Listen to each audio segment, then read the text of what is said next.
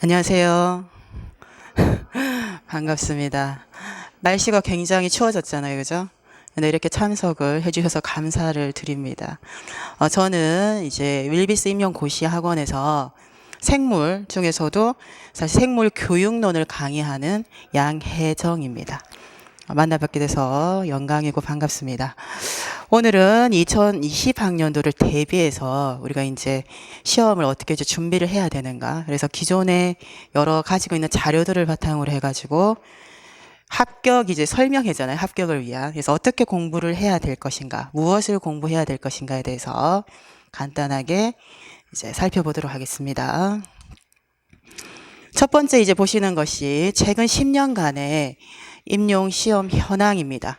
그래서 자료에도 있어요. 되게 글씨가 좀 작긴 한데, 그래서 2010학년도부터 해서 2019학년도까지의 우리가 실제 선발 인원이 어떻게 되고 실제 경쟁률이 어떻게 됐는지를 보여주는 자료입니다. 2010학년도나 2011학년도에 보게 되면 그 응시 인원이 굉장히 많아요. 보면 한 2,700명에서 여기 이제 장애는 빠져 있는 부분이거든요. 2,800명 정도가 실제 응시를 했는데 최근에 오게 되면 거의 1,400명에서 지금 이제 조금씩 이제 늘어서 한 1,700명 선이라고 볼 수 있습니다. 그래서 우리가 이제 실제 선발한 인원을 보게 되면 2010학년도 이제 82명이죠. 전국에서 일반 지원의 이제 의미입니다. 장애 티오나 도서 지역은 빠져 있는 상태지만 올해 2019학년 대비했을 때는 139명, 장애와 지역 제한, 도서 지역까지 합치면 실제 150명을 올해 선발을 이제 할 예정입니다. 아직 이제 1차 시험을 쳤지만 합격자 발표가 이제 나지 않은 상황입니다. 그래서 경쟁률을 보게 되면 82명을 뽑을 때는 워낙 이제 응시자가 많아가지고 전체 평균 경쟁률이 이제 32까지 이렇게 올라갔었거든요. 근데 응시자들도 좀 이제 줄고, 그리고 선발 인원들이 이렇게 많이 늘다 보니까 지금의 경쟁률은 10에서 한 12 정도를 넘는 형태입니다. 그 중에서도 올해 2019학년도를 대비해서 우리가 이제 139명을 일반 선발로 이제 선발을 할 예정인데 지역별 경쟁률을 비교하는 표가 되겠습니다. 평균은 아까 12.05 대 1이라고 했죠. 그러니까 12.05 대 1이지만 실제 1차 합격을 150%를 이제 뽑게 됩니다. 그리고 이제 2차 시험을 쳐서 최종 이제 100%를 선발하는 것이기 때문에 경쟁률의 의미는 훨씬 더 사실 조금 더 낮아지죠. 1차 합격을 하기 위해서는 경쟁률이 좀 낮아지는 것은 사실이긴 한데, 지역별로 보게 되면 높은 지역은 경남이 이제 굉장히 이제 높습니다. 그래서 경남은 여기 14.7대 1이고 낮은 지역도 있습니다. 낮은 지역도 있고 이렇게 해서 평균적으로 한 12대 1 정도가 이제 나왔죠. 어차피 올해 2019학년도는 이미 시험에 이제 1차를 치른 상태고 이미 이제 끝나는 거의 분위기입니다, 사실. 시험을 치지 않은 학생들하고는 상관이 없는 부분인데 지금 보여지는 것은 올해 2019학년도 시험 체제가 내년에 여러분들이 준비하게 되는 2020학년도에 약간 문항에 대한 이제 출제 유형이라든지 문항수가 변경이 된 것이 예고됐습니다. 그래서 여러분들이 2020학년도 시험을 준비한다면 다음과 같이 변형된 문항으로 볼 수 있습니다. 교육학은 교육학 논술형 문항으로 기존에 있던 그대로가 이제 유지가 되는 형태고, 전공에서 좀 변화가 있습니다. 그리고 전공을 2교시에 전공 A 그리고 3교시에 전공 B라고 해서 1시간 30분씩 이제 시험을 치잖아요. 자, 전공 이제 A를 보고 B를 보게 되면 가장 큰 변화는 논술형 문항이 삭제된 겁니다. 논술형은 생물교육론에서 10점짜리로 이제 나왔습니다.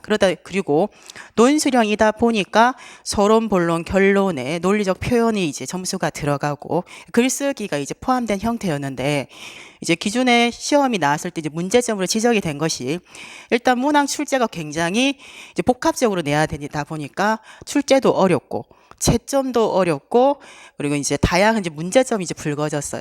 그러다 보니까 내년부터는 이 논술형을 이제 삭제를 하는 대신 이 10점에 대한 것들을 이제 문항을 나누게 됩니다. 그래서 기입형을 원래 기입형 8문항이었는데 6문항으로 줄이고, 그리고 2교시만 기입형이 있었거든요. 근데 이제 2, 3교시로 기입형을 4문항, 2문항으로 이렇게 나눕니다. 그리고 논술형을 이제 없애는 대신 서술형 문항을 나머지 문항으로 17문항으로 이제 채우게 되죠.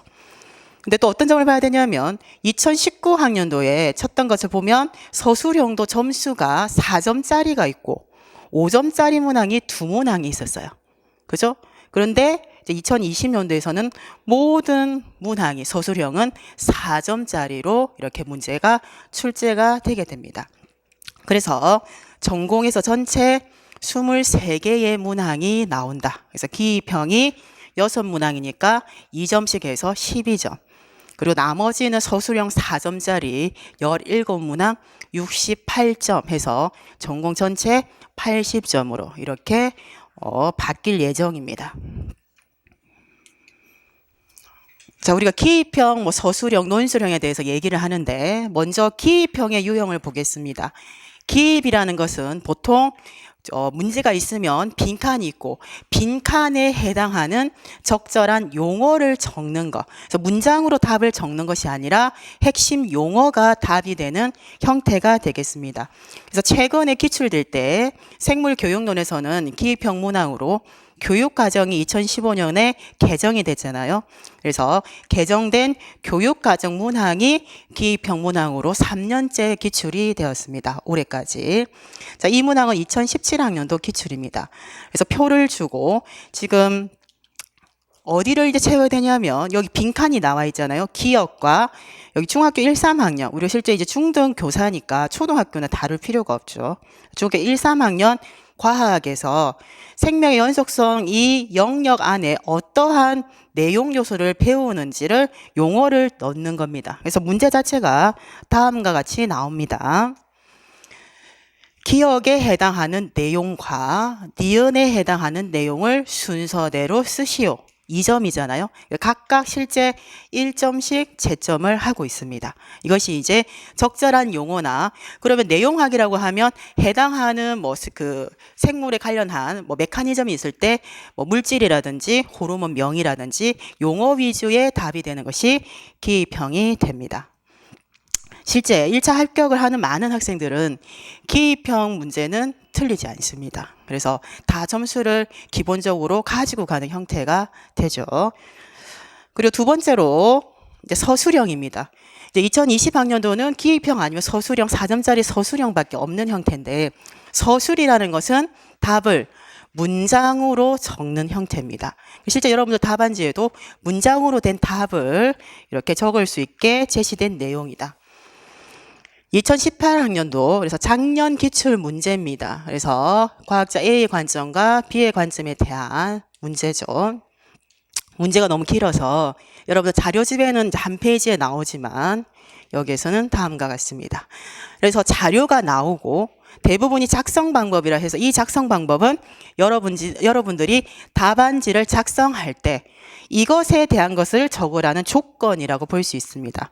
그래서 두 가지, 여기 지금 세 가지인데 세 가지 조건이면 세 가지에 대한 출제자가 의도한 그런 답안을 문장으로 다 적는 형태가 되겠습니다.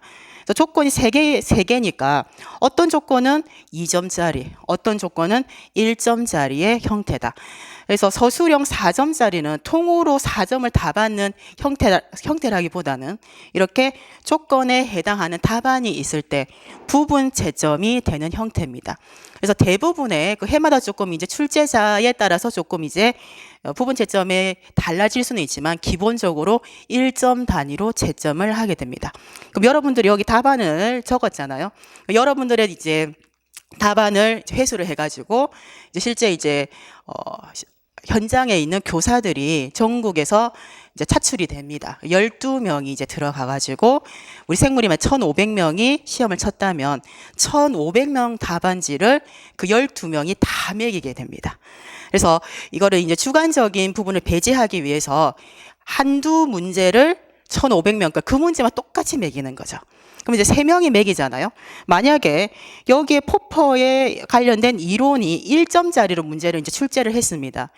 근데 여러분들 답안을 적었는데 답안에서 좋은 이론 특징을 나타내는 핵심 용어가 들어가 있으면 채점이 쉬워요. 그러니까 답안 자체가 문장을 쭉 읽는다기보다는 문장 안에 들어가 있는 핵심 용어, 꼭 들어가 있는 용어 위주로 이제 채점이 되게 돼요. 근데 우리가 뭐 알면 다 적겠죠. 근데 이제 답안을 보게 되면 알긴 아는데 용어가 없이 애매모호하게 문장으로 진술된 것들이 사실 수험생의 답안지의 많은 부분을 차지하고 있어요. 그럼 3명이 1,500명의 지금 이 문제를 채점을 한다고 한다면 똑같은 문장인데 3명이 채점했을 때 A 교사는 1점을 주고 뭐 B 교사와 C 교사는 빵점을 주는 형태가 될 수 있습니다. 그러면 이제 3명이 3점을 주면 그냥 평균 1점을 받는 것인데 1점밖에 못 받았잖아요. 3명이 채점해서 3으로 나눠요. 그래서 내 성적 뒤에 뭐 몇 점, 3, 3이 나오면 누군가에게 내가 1점 받고 2명한테 빵점을 받은 형태가 되고 6, 7 이렇게 뭐 6, 6 나옵니다. 그러면 2명은 1점을 주고 1명이 빵점 준 거고 0, 0이 나오면 만장일치로 빵점이거나 1점을 준 사실 형태가 됩니다. 그래서 가장 아까운 것은 어떤 경우냐 하면 그러면 이렇게 생각해 봐야 되죠. 누군가가 1점을 줬으면 다른 사람도 1점을 줄 수 있지 않았을까라는 의심을 이제 할 수밖에 없는 것이고 그리고 더 나아가서는 이렇게 얘기를 해야 되죠. 내가 더 정확하게 적어서 부분 점수를 받는 것은 안 되겠다. 그래서 많이 외워가지고 핵심 용어가 들어갈 수 있게 답안을 이제 적어야 되는 형태가 되겠습니다. 그래서 여기 보면 관점과 그리고 근거 그리고 여기에 방법에 대한 2점, 1점, 1점으로 이제 채점이 된 문항으로 볼 수 있어요. 그래서 서술형은 이렇게 다음과 같은 문항의 유형을 우리가 서술형이라고 합니다. 그래서 여러분들은 기입형과 서술형을 준비하는 부분이 되겠습니다. 원래 제가 강추욱 이제 선생님과 팀 티칭을 하고 있잖아요. 아시는 분들도 계시고 모르시는 분도 계시겠지만 내용학, 생물 내용학은 이제 강추욱 선생님이 이제 원래 강의를 하시고 제가 생물 이제 교육론을 이제 강의하고 있습니다. 그래서 함께 이제 설명해 와야 되는데 선생님 다른 수업하고 겹쳐져서 시간을 못 냈어요. 그래서 제가 자료를 만들 때 그래도 우리가 전공 80점 중에서 비율이 어떻게 나오냐 하면 내용학이 55점 선에서 왔다 갔다 54에서 56 근데 한 55점 정도를 보고 그리고 1차에서는 교육론이 한 25점 정도입니다. 그래서 24점에서 한 26점 정도로 우리 생물은 기출이 되고 있는 이제 상황이거든요. 그래서 내용학에서 이제 설명을 해주면 사실은 더 좋은 부분이 되겠지만 이제 그럴 상황이 되지 않아서 제가 이제 교육론만 하기가 그래가지고 내용학의 평가 영역을 여러분들 자료에도 있습니다. 이것을 요약 정리를 해왔어요. 그럼 이 생물 내용학 그 평가 영역은 어떤 자료냐 하면 우리가 2009학년도부터 이제 5년간 시험을 이미 이제 지나갔지만 어떤 시험을 쳤냐 하면 3단계를 시험을 쳤습니다. 임용을. 그래서 1단계에서 이제 GPA 오지선다의 이제 객관식 문항을 1차에서 시험을 쳐서 200%의 합격생을 뽑은 다음에 2차에서 논술형 평가를 다시 쳐서 150%를 뽑고 그리고 이제 3차에서 지역에 따라서는 실험평가라든지 수업 지도안을 작성하고 수업 시연하고 그리고 심층 면접을 봐서 최종 합격자를 선발하는 형태가 됐었어요. 그래서 굉장히 이제 평가원이나 우리 국가에서 좋은 이제 교사를 이제 뽑기 위해서 3단계 선발을 할 때 내부적으로 이제 과목별로 다양한 학회와 연구회를 이제 거쳐가지고 몇 차례 공청회를 했습니다. 그래서 도대체 생물 교사가 되기 위해서는 이 사람들은 학생을 가르치기 위해서 생물 내용학에서 어떤 영역에서 어떤 세부적인 내용을 알아야 되겠는가. 결국은 다른 말로 하면 이 표를 바탕으로 해서 임용 문항을 아직도 출제를 하고 있습니다. 그래서 평가 영역이라고 볼 수 있죠. 굉장히 세부적인 영역까지 많은데 자료를 다 주고 뭐 이걸 정리를 할 수 없어가지고 간단하게 제시를 이렇게 했습니다. 그래서 생물 내용학은 우리가 생물 준비하는 학생들이 많이 어려워하는 이유가 생물 내용학이 너무 공부할 책이 많은 거죠, 사실은. 실제적으로 공청회 자료에서 지금 이것이 노출된 자료는 아닙니다. 제가 가지고 있는 자료에서 온 것이고, 이것이 이제 11개 영역이 있어요, 생물에서. 그래서 보시다시피 유전에서 우리 유전학 책을 전공 서적을 편다면 유전의 원리라든지 관련된 내용을 볼 수 있습니다. 여기에 해당되는 내용을 유전 관련해서 출제를 한다는 것이고, 그리고 세포생물학, 그리고 지금은 뭐 세포생물학과 분자생물학이 구분이 없는 뭐 생화학과 구분이 없는 형태지만 사실은 내부적으로 이렇게 영역이 나눠져 있긴 합니다.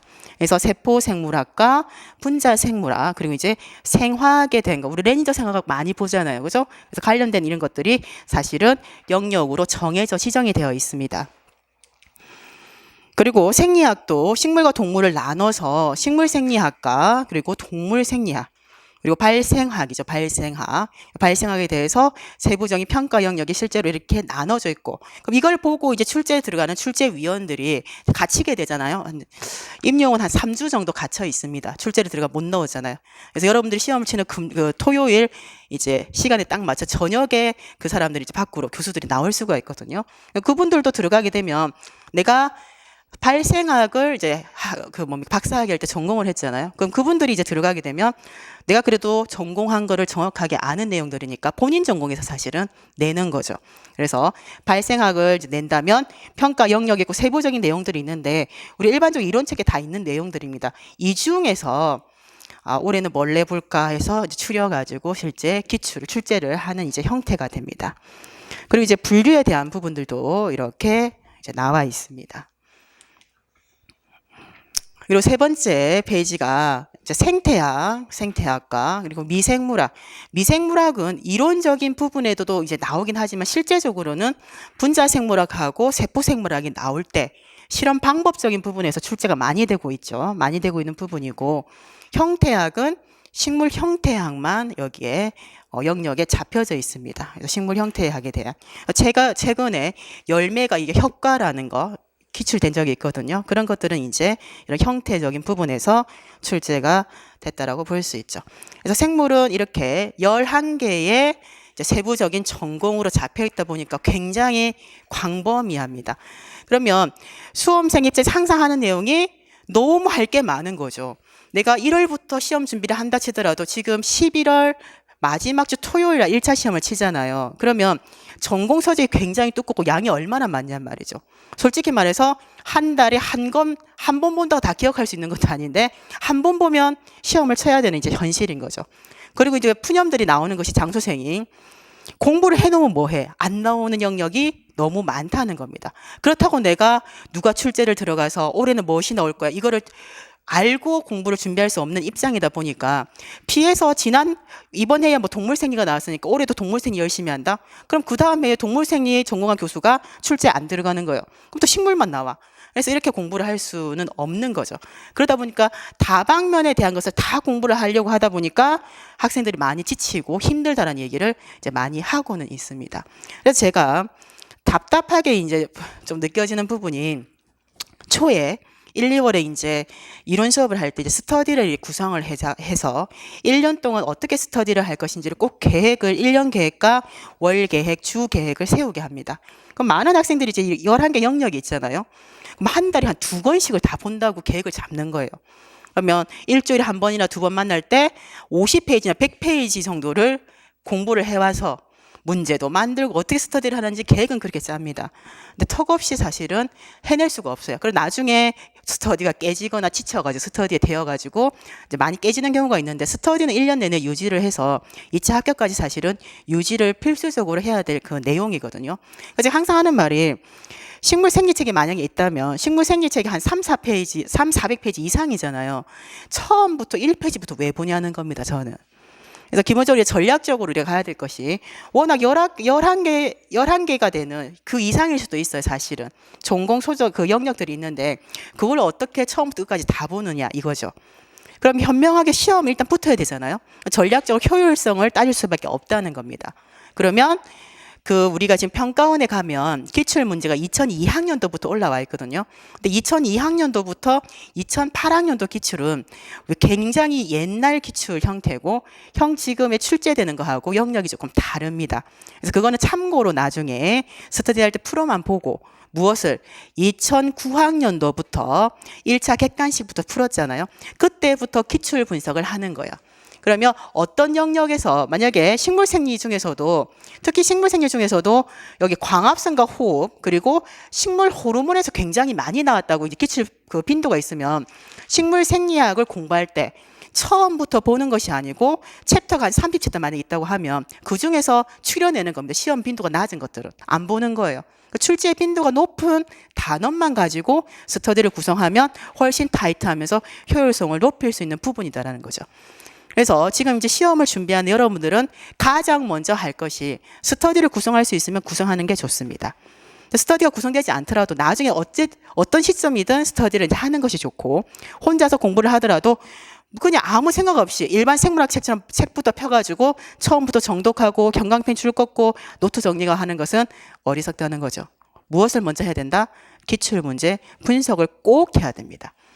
그리고 그런 말이 있어요. 물론 내용학은 또 좀 출제자의 그 범위 출제풀이 워낙 크기는 하지만 수능에 들어가는 출제위원하고 그리고 피트에 들어가는 출제위원하고 임용에 들어가는 출제위원하고 굉장히 많이 겹쳐져 있습니다.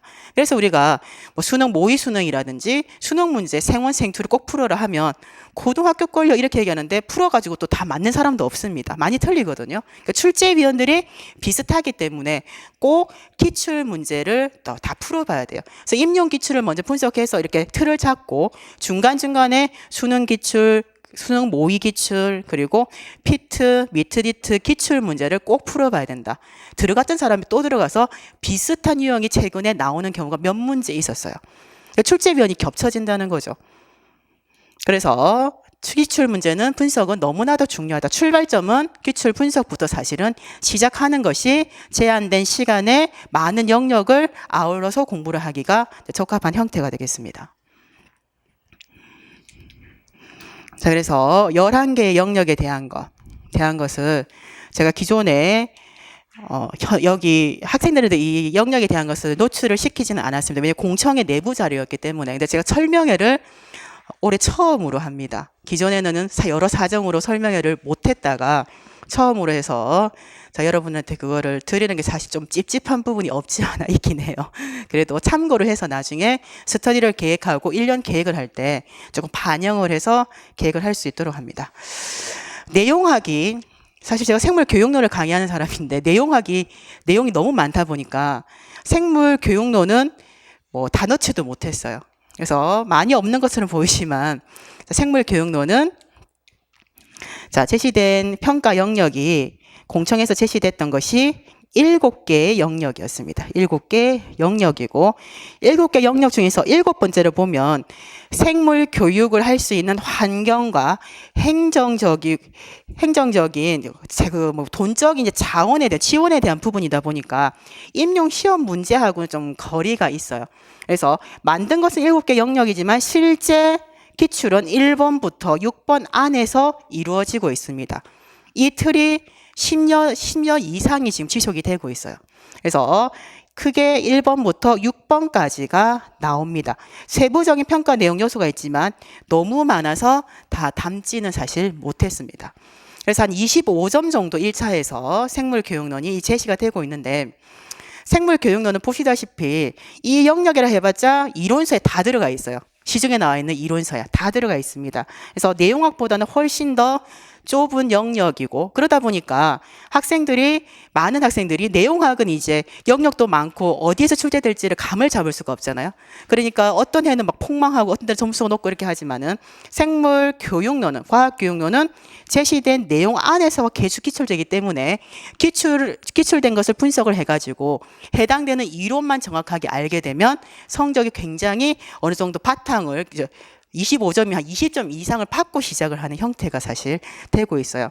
그래서 생물교육론은 합격을 하려면 20점 이상은 받아야 된다라고 사실 생각을 할 수 있고 조금의 시간만 투자한다면 내용학보다는 훨씬 더 점수가 빨리 오릅니다. 사실은. 그래서 이제 생물 탐구라고 이제 들어가 있는 것이 시험에 이제 가장 많이 나오는 것이 탐구 요소라는 용어가 있습니다. 우리 탐구 요소라는 것은 다른 말로 했을 때 탐구 기능이나 탐구 과정이다라고 얘기를 하는 겁니다. 그래서 실제 학생들이 생물을 배움에 있어가지고 우리가 이제 실험, 탐구 활동을 하잖아요. 우리 학교의 교과서에 있는 탐구 활동을 의미합니다. 그때 어떤 탐구를 활동을 하는가? 관찰, 측정, 분류, 추리, 예상, 의사소통이라든지 문제인식이라든지 가설 설정 이런 탐구 요소들에 대한 것들을 가르쳐야 하는 입장이다 보니까 이론적인 거 실제 학생들 때 가르칠 때 평가에 해당되는 그런 부분들이 다 포함된 것이 여기에 탐구 요소고 굉장히 출제 빈도가 높습니다.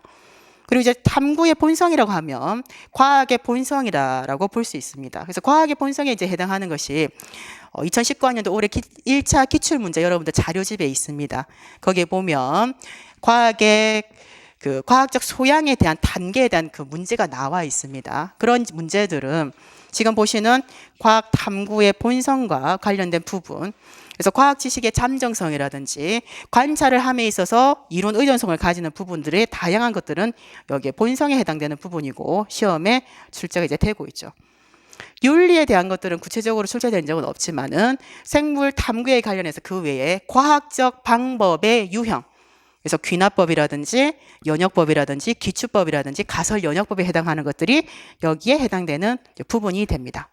그리고 철학에 대한 것들은 우리가 뭐 생물학 철학이라고 하니까 용어가 사실 없죠. 과학 철학입니다. 과학 철학. 그래서 생물학에서 관련 지을 수 있는 이제 과학 철학으로 해서 뭐 생물학뿐만 아니라 일반적 과학 철학이라고 보는 것이 더 합당합니다. 그래서 전통적인 과학 철학에서 고전적 경험주의부터 해서 실증주의, 반증주의 이렇게 철학을 배우고 그리고 현대 이제 과학 철학으로 해서 쿤이라든지 라카토스 관련해서 많이 다루는 부분이죠. 철학에 관련된 것은 꾸준하게 시험에 많이 기출이 되고 있고 특히 이제 반증주의라든지 라카토스의 연구 프로그램 같은 경우가 우리 생물에서 많이 출제가 됐던 형태가 됩니다. 근데 이런 철학자들이 과학을 연구하는 방법에 과학적 방법하고 연계를 이제 시키다 보니까 지금 첫 번째 봤던 탐구에서의 과학적 방법과 철학과 이렇게 연관되는 것, 또는 이제 탐구 요소까지도 관련 지어 가지고 4점짜리나 과거에 이제 논술형에서 굉장히 많이 기출됐던 부분이라고 할 수 있죠. 세 번째가 교육 과정입니다. 교육 과정. 자, 교육에 대한 긴급 조치기, 광복 이후에 교육에 대한 긴급 조치기가 이제 45년도에 있은 이후부터 우리나라 이제 교육 과정이 굉장히 여러 번 이제 변천이 됐습니다. 그래서 7차까지는 차수를 붙이고 있어요. 그러면 1차, 2차, 3차, 4차, 5차, 6차, 7차까지 차수를 붙이는 것은 초등학교, 뭐 유아, 초등학교, 중학교, 고등학교 전체 총론과 관련된 과목별 교육 과정이 전체 일시적으로 전체 다 바뀌게 되면 차수를 이렇게 붙이게 되고, 근데 지금은 7차부터 7차는 있는데 8차는 없잖아요. 그리고 그 이후에는 2009 개정, 과목별로 개정된 연도를 붙여가지고 수시 개정 체제가 됐습니다. 그러다 보니까 우리 과학과에서는 7차 이후에 2007 개정이 한번 있었어요. 그리고 2009년도에 또 개정이 2009 개정이 있고 최근에 개정된 것이 2015 개정입니다. 지금 현장에서 중학교 1학년이 2015 개정에 따라 가지고 새로 나온 교과서로 중학교 1학년은 2015 개정으로 배우고 있고 중학교 2, 3학년은 2009 개정을 바탕으로 해서 만들어진 교과서로 공부를 하고 있습니다. 그래서 고등학교에서는 이제 통합과학, 공통과목이 생겼잖아요. 통합과학이 지금 이제 시중에 책이 나왔고 책은 생명과학 1까지 나왔어요. 그래서 내년에 여러분들이 이제 2020학년도에 이제 시험을 쳐가지고 일선에 나가시게 되면 여러분들이 나갔을 때는 학교의 전체 2015 개정을 바탕으로 한 교과서를 가지고 현장에서 학생들을 가르치는 이제 형태가 되겠습니다. 근데 이 교육과정 왜 이제 골치가 아프냐 하면 수시 개정 체계다 보니까 너무 뭐 어떤 애도 2년 사이에 교육과정이 바뀌게 되잖아요. 그럼 이제 변천에 대한 것도 공부를 해야 되고 어떤 중학교 과학에 중학교 1학년, 2학년, 3학년 배우는 과학책이 있잖아요. 그 안에 물화생기가 다 들어있습니다. 근데 우리가 다른 영역은 보지 않더라도 생물을 보게 되면 단원명이 어떻게 바뀌었는가, 가르치는 내용이 어떤 것이 추가되고 삭제되었는가, 그리고 이 단원은 초등학교와 고등학교 다른 과목과 연계가 어떻게 되는가, 지도시 유의사항이 어떻게 되는가 등등을 다 하나하나 확인하면서 공부를 해야 되다 보니까 차라리 7차 나오고 깔끔하게 8차가 나왔으면 두 개만 비교를 하면 되잖아요. 근데 수시책이다 보니까 7차 이후에 2007, 2009, 2015를 이제 변화된 것을 계속적으로 많이 봐야 되니까 자료가 이렇게 되는 겁니다. 굉장히 많아요.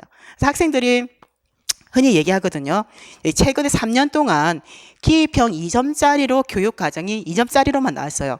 2점 포기하고 교육과정 챙기고 들어가겠다는 학생이 있고, 근데 이제 2점짜리만 나오는 것이 아니라 서술형으로 나올 수도 있거든요. 그럼 굉장히 이제 배점이 높아지다 보니까 공부를 한 사람과 하지 않는 사람의 점수차가 가장 많이 나는 것이 교육과정이에요.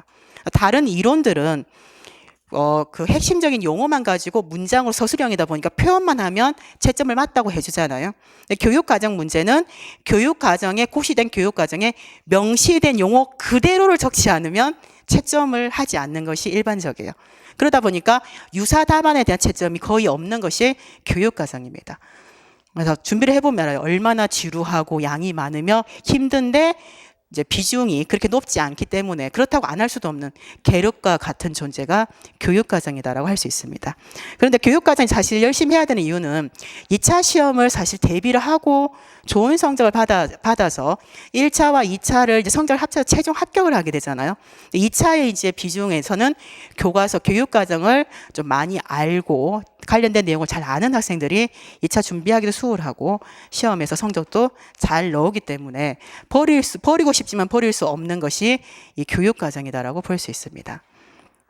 그래서 과거에 우리 1차에서 객관식 시험이 나올 때 객관식 1차 시험에서 내용하기 28문제가 나왔었고 그리고 교육내 12문제가 나왔었거든요. 항상 교육과정에서 2문제가 그때 나왔었어요. 그리고 지금은 우리 이제 이것이 이제 서술형으로 시험이 바뀌다 보니까 문항수가 굉장히 줄었잖아요. 1차 40문제일 때는 뭐 여러 문제가 그나마 많다 보니까 다양한 영역에서 골고루 나오는 형태가 됐었고 지금처럼 22문제나 23문제로 줄게 되면 그만큼 나오는 영역도 축소될 수밖에 없는 형태가 되긴 합니다. 하지만 꼭 나오고 있어요. 2점에서 많으면 3점까지 출제가 되고 있다. 그리고 2개만 적으려고 하다가 굳이 4번을 넣은 이유는 6개 영역 중에서 가장 출제 빈도가 높은 영역이라서 제가 이렇게 제시를 했습니다. 그래서 생물 교수학습 이론이다 되어 있고 관련해서 수업 모형이 있습니다. 여러분들 학교에서 교주 기술하든지 아니면 이제 사범대에서 수업을 배울 때 과학교육론을 배울 때 여러분들이 많이 들었던 수업을 학생들을 가르치고 학생이 학습하는 데서 관련돼서 학습의 효과를 높일 수 있는 이론적인 부분과 이 이론을 바탕으로 해서 실제 수업에서 적용할 수 있는 수업 모형에 대한 것들이 가나에 제시가 되어 있어요. 그래서 많이 들었던 사람들이 있습니다. 피아제. 그래서 우리 생물에서 여기 교수학습 이론에 나오는 학자들은 피아제, 브루너, 비고츠키, 오슈벨, 드라이버 정도입니다. 가장 빈도를 여러분 기출 문제를 쭉 빈도를 나중에 분석을 해보면 알겠지만 오슈벨은 굉장히 많이 나왔고 피아제도 굉장히 많이 나오고 그리고 이제 최근에 이제 비고츠키 그리고 브루너도 적절하게 나오고 있다. 우리 과학과 중에서도 이제 물화생지가 있는데 어떤 과목에서는 5문제가 교육론 문제로 만약에 나왔단 말이죠. 어떤 과목에서는 교수학습 이론에서 지금 말했던 학자들 중에서 3문제가 기출된 해도 있습니다. 그래서 비중이 굉장히 높고 그다음 두 번째는 이제 수업 모형이잖아요. 여러분들이 이제 교재 연구를 하거나 그리고 일선에 나가가지고 교생 실습했을 때 수업을 실제 하게 되잖아요. 그때 수업 모형을 여러분들이 이제 지도안을 작성할 때 모형을 적용해서 짰죠, 그죠? 그래서 가장 우리가 많은 경우에 실험을 하다 보니까 무엇을 순환학습 모형을 가지고 우리가 지도안을 많이 작성하고 수업 시연을 이제 하게 됩니다. 근데 순환학습 모형도 굉장히 이제 종류가 많잖아요. 로슨의 순환학습 모형도 3가지 유형이 있고, 그냥 3단계의 순환학습 모형도 있고, 4위도 있고, 5위도 있고, 7위도 있고, 7위도 학자에 따라서 2가지 유형이 있다시피 굉장히 유형이 많은데 그 이외에도 순환학습 모형 이외에도 더 다양한 브루너의 이론을 바탕으로 만들어진 발견학습 모형이라든지 드라이버의 대체적 개념들 이론을 통해서 만들어진 드라이버의 개념 교환 모형이라든지 굉장히 수업 모형이 많습니다. 그리고 수업에 다양한 전략들이 있어요. 그래서 비유물을 활용해서 수업을 하는 비유 활용 수업도 있고, 그리고 지금 현장에서 어느 정도 사용을 하고 있는지 모르지만 MBL 같은 경우도 있고 협동학습도 있고, 그리고 우리 STS 과학과 기술과 사회관계에 대한 사회적 논쟁거리를 가지고 수업하는 모형들 다양한 것들이 있죠. 사실 여기에서 시험 문제의 반 이상이 나온다고 생각할 수 있습니다. 그래서 굉장히 중요한 부분이다. 그래서 5영역은 다섯 번째 영역은 이 이론을 실제 적용하는 부분에 해당하는 부분이기 때문에 여기에 수업 모형에 관련해서 4장과 5장 이렇게 같이 볼 수가 있겠습니다. 그리고 마지막에 이제 평가입니다. 교사가 학생들을 가르치는 것도 중요하지만은 굉장히 중요한 것이 이제 평가잖아요. 그래서 평가라는 것은 학생들에게 가르치는 모든 영역에서 평가다. 우리가 학습 목표를 수업할 때 진행을 하면 인지적 영역, 블룸이 얘기했던 지식적인 부분 있잖아요. 지식적인 부분과 그리고 탐구와 태도를 다 목표에 학습 목표에 도달했는지 여부를 수업을 하는 과정에서는 형성평가를 통해서 우리가 확인을 하게 되고, 하나의 단원이나 두 단원이 끝나게 되면 총괄평가 형태로 학교에서 아직도 중간고사, 기말고사를 치는 형태가 남아 있습니다. 그래서 그리고 이제 중간고사, 기말고사 칠 때 오지선다 객관식 시험도 치지만은 주관식 서술형도 시험 문제에 있고 논술형도 지금 들어가 있고, 그리고 수행평가도 학생들에게 평가를 하게 되잖아요. 수행평가를 통해서. 그때의 평가에 해당되는 이론적인 부분과 실제 현장에서 이용되는 그 부분에서 이제 문항을 어떻게 개발하고, 문항에서 학생들이 반응을 보였을 때 난이도라든지 뭐 변별도라든지 이런 것을 어떻게 구하고 등등에 해당되는 것이 평가가 된다. 평가는 한 10년간 여러분 기출 분석해보면 알겠지만 10년간을 아마 분석을 해보면 거의 한 7, 8회 정도는 기출이 됩니다. 그래서 항상 한 문제 정도는 평가가 거의, 물론 안 넣은 해도 있어요. 문항수가 워낙 적다 보니까. 하지만 대부분 어떤 형태로든지 평가는 한 문제 정도는 내려고 합니다. 영역에서. 그래서 여기서 한 문제 나오죠. 그리고 이제 본성하고 여기 탐구와 철학에 해당하는 것은 철학이 거의 이제 빠지는 해도 있지만 웬만하면 내고는 싶어 해요. 출제위원들도. 근데 철학이 굉장히 내기가 힘들다 보니까 나왔다 안 나왔다 하는 거지. 한 문제, 여기서도 한 문제, 나머지 여기 한 문제, 여기서 두세 문제, 또 반 정도 가까이 여기서 출제가 되고 있습니다. 그래서 생물교육론도 공부를 시작할 때 기출문제. 그래서 2002학년도부터 2008학년도까지는 굳이 나중에 한번 보긴 봐야 돼요. 문제 자체는 풀지 않더라도 어떤 부분에서 나왔는지만 보고, 실제 여러분들 열심히 봐야 될 것은 2009학년도 1차 문항도 보고 2차 논술형 문항에도 교육론과 내용하기 4문제 있습니다. 그래서 배점이 한 문제 30점짜리가 이렇게 되어 있어요. 그래서 이런 이제 어떤 것들이 나왔는지를 꼭 이제 분석을 해서 바탕으로 이제 보는 거죠.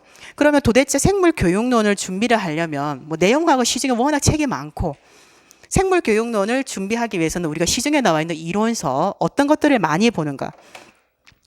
제가 뭐 출판사와 관계 있거나 책 장사를 하는 건 아닙니다. 우리가 수험생들이 일반적으로 많이 보는 책을 한번 적어보자면,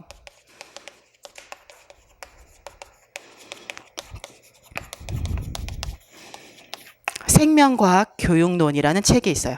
2판까지 지금 나왔습니다. 생명과학 교육론이 있고 과학교육의 이론과 실제 개정 4판까지 나왔죠. 그리고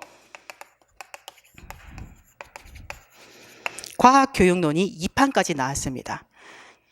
생명과학 교육론은 여러 지역의 이제 사범대에서 실제 그 과학교육론을 전공한, 특히 그 중에서도 생물교육론을 전공한 교수들이 공저자로 들어가 있어요. 그래서 우리는 이거는 생명과학이다 보니까 제시된 이론에 관련해서 예시가 생물로 주로 이루어져 있다 보니까 이거를 기본서로 꼭 봐야 됩니다. 근데 이것만 보면 시험을 다 쳐낼 수는 없어요. 안에 내용을 보면 두 번째 영역인 철학이 빠져 있는 사실 형태입니다. 다른 영역은 다 잘 되어 있는데 철학이 없어요. 그래서 이거 하나만은 볼 수는 없지만은 굉장히 생물 교육론에 대한 이제 기본기를 다지기에는 굉장히 중요한 책이라고 볼 수 있고, 자, 이 두 가지 책은 과학 교육이잖아요. 그래서 물화생지가 모두 영역별로 조금씩 다 들어가 있고, 예시도 물리도 있고 화학도 있고 생물도 있고. 근데 워낙 이제 종합서처럼 요약이 이제 잘 되어 있는 이제 형태다 보니까 예시적인 부분에서 생물이 많이 없을 수도 있고, 대신 이제 훨씬 더 생명과학 교육론보다는 깊고 넓은 영역까지 과학 교육에 해당되는 이론들이 포함되어 있다고 볼 수 있습니다. 4판까지 나오지만 2판부터 4판 어느 것을 보더라도 시험을 준비하는 데는 큰 문제가 없습니다. 근데 1판하고 2판하고 이제 개정할 때 굉장히 변화가 많이 됐어요. 예시가 2판부터 많이 들어가 있거든요. 1판은 이론서만 되어 있고 좀 번역되어 있는 부분이 굉장히 매끄럽지 않아가지고 1판은 지금 살 수 있을지 모르지만 시중에서 구하더라도 2판부터 보는 것이 훨씬 도움이 되지 않을까 하는 것이 제 개인적인 생각이고, 과학교육론은 이제 교원대에서 나온 책입니다. 2판까지 나와 있습니다. 이거는 이제 조영 교수님 강원대학교 그쪽에서 쓴 오래된 책들이죠. 제가 알기로는 이 세 책이 출제에 들어가는 교수들이 기본적으로 가지고 있는 책들이고, 그분들이 현장에서 사범대에서 실제 강의하는 책들이에요. 그래서 이 두 개 중에서 한 가지를 선택을 해서 조금 가지고 있으면 좋겠고, 기본서는 그러니까 이것과 생명과학 교육론, 철학하고 다른 부분이 조금 더 깊은 범위를 하려면 두 개 중에 하나 정도를 더 가지고 시험을 준비하면 충분하다고 볼 수 있습니다.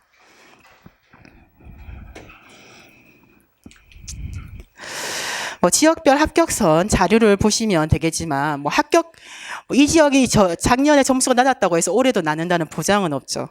그리고 시험이 조금 이제 교육학이라든지 전공이 채점이 어떻게 되고 어디서 어떤 영역이 쉽게 나왔는지에 따라서 합격선은 조금씩 달라지긴 합니다. 그리고 한 해가 조금 성적이 높게 되면 그 다음에는 조금 낮게 나오고 왔다 갔다 하는 이제 부분들이 있습니다. 쭉 보면 2015학년도에서는 자, 1차 합격선이 쭉 이제 보죠. 그러면 좀 편차가 심하긴 해요. 심한 경우 있습니다. 여기 65점대도 있지만 이렇게 높은 데도 이렇게 있고, 2016학년도 전체적으로 봤을 때 광역시는 인원을 뽑는 수도 적고 커트라인도 굉장히 좀 높은 것을 보고 있습니다. 또 심리적으로 광역시는 흔히 우리가 말해서 그냥 도로 가는 거, 전남, 경남 이렇게 시골로 가게 되면 섬으로도 들어가고 되게 이제 우리가 살고 싶지 않은, 뜻하지 않는 곳으로도 많이 발령을 받는데, 광역시는 기본적으로 다 삶이 그나마 도시 안에서만 돌기 때문에 좀 이제 지원하는 사람들이 좀 성적대가 사실 높은 것을 사실 볼 수 있어요.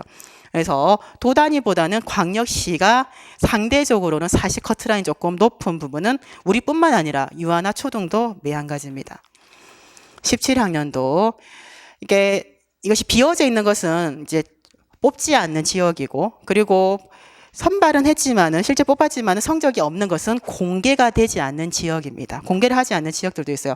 그 해에 너무 높아서 공개를 안 하는 것은 아니겠고, 너무 성적이 낮다거나 내부적인 어떤 요소에 의해서 커트라인을 공개하지 않는 해들도 있습니다. 자, 이것이 작년에 1차와 2차 합격선이 됩니다. 올해는 아직 1월 2일 날 1차 합격자 발표가 있거든요. 그래서 아직 합격 발표가 없었고, 작년을 보게 되면 높은 지역에 보면 여기 77점도 있죠. 그죠? 대전이 6명 뽑았는데 150%를 뽑습니다. 1차에서. 그래서 150%이기 때문에 적어도 9명, 동점자가 없으면 9명까지를 했을 때 9명, 9등에 해당하는 점수가 77점이에요. 그럼 내가 최종 합격은 사실 100%만 뽑잖아요. 그러니까 100% 안정권은 사실 훨씬 더 점수대가 높다라고 생각을 해야 됩니다. 이것은 커트라인일 뿐이다.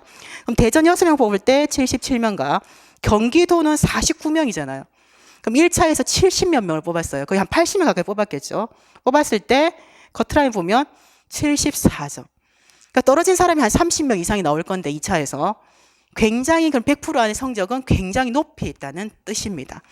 그래서 우리가 1차 커트라인도 중요하지만 여기 붙어야 되지만 그것보다 더 생각할 것이 1차 성적을 좀 많이 받아 놓으면 최종 합격하기도 그만큼 수월하잖아요. 그래서 100%대 성적을 생각한다면 내가 1차 100점 만점에 80점, 75에서 80점 정도는 80점 정도 되면 떨어지진 않아. 어디를 가도 80점. 80점이라고 하면 교육학 20과 그리고 전공 80점을 합한 100점에서 80점을 의미합니다. 그럼 이제 교육학 논술이 이제 해마다 조금 쉽게 나온 해도 있고 어렵게 나온 해도 있지만 그래도 합격한 학생들에게 교육학 성적을 물어보면 대부분은 15점 이상은 사실 나옵니다. 15점. 그럼 내가 15점을 안 받고 12점 받았다면 전공에서 그만큼 더 높은 성적을 받아야 되는데 굉장히 전공에서 성적 받는 것 어디 영역이든 다 어렵긴 매한가지예요. 그러니까 교육학 과락 나와서 떨어진 학생이 있어요. 전공은 너무 잘 나오는데 교육학에서 8점을 넘기지 못해서 떨어진 학생도 있습니다. 어쨌든 그러면 교육학에서 내가 15점을 받았다. 그럼 80점을 메우려면 전공에서 몇 점을 받아야 된다? 65점을 받아야 되잖아요. 80점 만점에 65점이죠.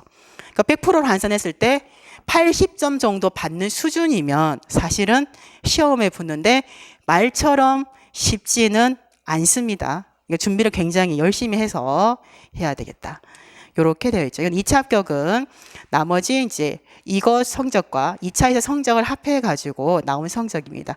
2차 합격선이 1차보다 훨씬 높아요. 왜냐하면 수업 그 시연하는 거, 지도안 작성하는 거, 뭐 실험평가, 심층 면접은 1차보다는 조금 점수를 그나마 후하게 주는데 다 같이 후하게 주죠. 그래서 이렇게 성적이 제시가 되어 있습니다. 마음속에 항상 80점을 마음에 품고 있어야 돼요. 올해입니다. 올해 2019학년도 아까 발표됐던 그 지역이죠. 시간이 많이 없는데 지역에 따라서 우리가 이제 실험평가를 실시하는 지역이 있습니다. 지금 17개 시도교육청에서 교사를 뽑고 있어요. 중등에서 생물을. 그럼 내가 그 중에서 한 곳에 접수를 해서 한 곳만 이제 응시를 해서 시험을 칠 수 있는데 내가 어느 지역을 이제 시험을 칠 것인가를 고려할 때 물론 학생들이 1차적으로 고려하는 것이 그 전해의 1차 커트라인을 먼저 일단 봅니다. 그걸 무시할 수 없으니까 커트라인 보고 그것보다 더 중요한 것이 최종 합격을 해야 되기 때문에 2차를 어떠한 것을 평가를 하는지를 봐야 돼요. 내가 실험을 정말 못하고 도구를 다루는 그런 것들이 사실 부족한 부분이 많은데 실험 평가를 치는 지역을 가서 평가를 하면 내가 마이너스가 될 수 있잖아요. 그리고 내가 글 적는 거, 시간 내에 빨리 글을 적거나 지도안 작성하는 게 글 적는 것이 부족하게 되는데 뭐 지도안 작성을 하는지요. 그리고 이제 경기도 같은 경우에는 2차 시험이 다른 지역하고 또 다릅니다. 다른 지역은 일반적으로 심층 면접이라 해가지고 구상형과 즉답형의 문항이 제시가 되어 있고 그러면 구상형이면 시간을 줘서 말 그대로 구상을 한 다음에 즉답형은 문제를 보고 바로 답을 하는 형태로 보통 10분 정도를 말을 해서 평가를 받는 형태지만 경기도 같은 경우는 집단 토의가 있습니다. 42분 동안 학생들을 몇 명의 이제 경쟁한 학생들을 모아놓고 서로 토의를 시키는 거예요.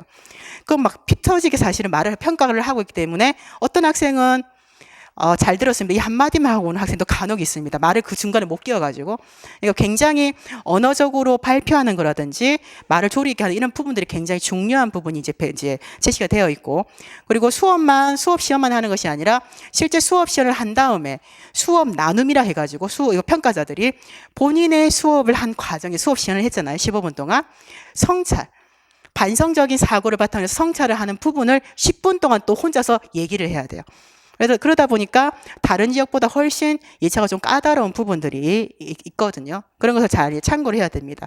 그래서 2019학년도 올해 이제 시험을 발표했던 이제 시행 공고에서 17개 시도 교육청 중에서 6개 지역에서 실험 평가를 이제 실시를 합니다. 2차 시험에서 실시를 합니다. 그러다 보니까 실험평가에서 점수가 들어가게 되면 상대적으로 수업 시연이라든지 다른 점수가 조금 낮는 것을 보고 수 있어요. 20점이잖아요. 그죠? 그리고 상대적으로 또 수업 지도안을 작성하지 않는 지역도 있고 작성하는 지역도 있습니다. 그래서 어떤 것을 시험을 치는가에 따라서 점수가 나눠진다는 거. 그래서 내가 이왕이면 못하는 영역을 평가를 이제 하는 지역을 가서 점수를 아끼는 것보다는 내가 잘할 수 있는 지역을 이제 참고 삼아 할 수 있어야 된다. 그리고 과거에는 몇 년 전만 해도 수업 지도안은 모든 2차 시험이나 3차 시험을 칠 때 다 작성을 했어요.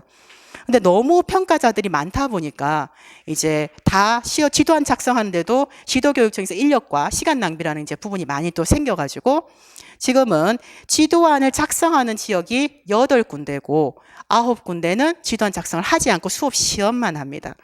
그래서 여기에 60분으로 기준으로 해서 거기서 실험평가를 하는 데서는 점수가 좀 낮고 실험평가를 하지 않는 데서는 점수가 15점으로 많이 이렇게 고정이 되어 있는 것을 볼 수 있어요. 그래서 수업 시험만 하는 지역이 전북 같은 경우에는 2019학년도의 시행 공고를 보면 수업 시험만 2차에서 60점, 면접 40점입니다. 그럼 수업 시험을 어떻게 한다? 지도안 작성하지 않아요. 여러분들이 이제 추첨한 관리 번호가 있으면 구상실로 보내가지고 들어가서 한 20분 구상만 해가지고 사람들 앞에서 25분 동안 수업 시연을 하는 거예요.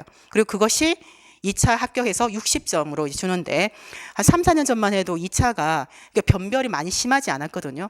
근데 최근에는 굉장히 변별이 커요. 그래서 과거에 2단계나 3단계의 최종 합격자에서 합격의 가장 중요한 것은 어떤 성적이냐를 물었다면 1차 성적이 가장 크게 좌우한다. 최종 합격을. 그렇게 얘기했는데 지금은 2차가 훨씬 변별이 세다 보니까 1차에 150%로 문을 닫고 커트라인에서 합격한 사람들도 차석으로 붙는 시대가 됐어요. 그래서 2차가 굉장히 이제 중요한 시대다. 그래서 사범대는 좀 그래도 학교에서 관리를 좀 해주잖아요. 나중에 1차 합격을 하면. 근데 교직에 기수하는 학생들이 이제 많이 이제 부족한 부분들이 많습니다. 그래서 이것이 이제 뭐 누군가가 피드백을 해주는 그런 이제 기회가 된다면 학생들은 실제 시간이 많이 남아있는 봄이나 여름에서도 스터디를 통해서 해본다든지 피드백을 받는 기회를 꼭 가지고 준비를 상당히 많이 해야 되는 부분이 2차라고 볼 수 있겠습니다. 자, 시간이 많이 됐는데 마지막으로 저는 이제 2020학년도를 대비해서 강의를 일반 과정을 지금 2, 3월이라 되어 있는데 1월 18일 금요일 날 개강을 할 생각입니다. 그래서 일반 과정이라고 하면 지금 제가 제시한 생명과학 교육론 2판을 가지고 개정 2판을 가지고 보통 8주를 이제 2달이니까 8주 수업을 까는데 하다 보면 한 9주나 10주까지 할 수밖에 없습니다. 그래서 일반 강의를 한 다음에 이제 심화 과정은 이론 심화입니다. 여기에 나와 있는 이 기존에 있는 이론서와 이거 이외에도 이론서 굉장히 많아요. 그리고 기출된 문항 그리고 관련된 논문 등을 종합해 가지고 제가 제 교재를 쓴 게 있습니다. 그래서 생물 교육론을 가지고 심화를 이렇게 수업을 하고 그리고 문제풀이 2달 그리고 한 달 보통 11월로 돼 있는데 지금 시험이 많이 당겨져 가지고 한 10월 둘째 주나 셋째 주 정도 되면 모의고사가 들어갑니다. 그래서 모의고사를 개발한 다음에 모의고사를 강치욱 선생님이랑 내용화학 교육론 이렇게 해서 팀티칭으로 이렇게 수업을 하는 과정이고 실적에 제시가 되어 있지 않지만 2차 강의를 제가 이제 합니다. 생물을. 그래서 선착순으로 해서 한 3, 40명만 1대1 지조로 타이트하게 하는 해도 있고 조금 이제 창간반을 해가지고 좀 열린 형태로 수업을 진행을 하는데 이 수업은 이제 11월 말이나 2차 시험 아니면 12월 초까지 해서 시험이 1월 중순에 있어요. 그래서 제가 개강을 1월 초부터 못하고 1월 중순에 하는 이유가 2차가 시험이 끝나는 시점까지 학생들을 이제 조금 이제 좀 해줘야 되잖아요. 그래서 같이 이제 그 과정들이 필요하기 때문에 이렇게 1년 계획이 다음과 같고 강치욱 선생님은 굉장히 영역이 생물이 많다 보니까 훨씬 더 강의가 많습니다. 그래서 4개월, 1에서 4개월. 그래서 기존의 시중에 나와 있는 아까 11개 영역별로 나와 있는 교재를 이제 기출된 내용과 중요한 부분을 총 이제 정리한 책이라고 볼 수 있습니다. 굉장히 책이 두껍고 요약된 형태고 그림이 들어가 있는 내용이고 이론 수업을 4개월 한 다음에 그리고 관련 있는 이제 기출 문제나 예상 문제, 문제풀이를 하고 그리고 내용학만 따로 모의고사를 지금 하고 있어요. 하고 그리고 팀티칭으로 내용학과 교육론 대비한 것을 4주 파이널로 해서 모의고사를 진행하는 형태가 2020학년도를 대비하는 그 수업 과정으로 연간 계획입니다.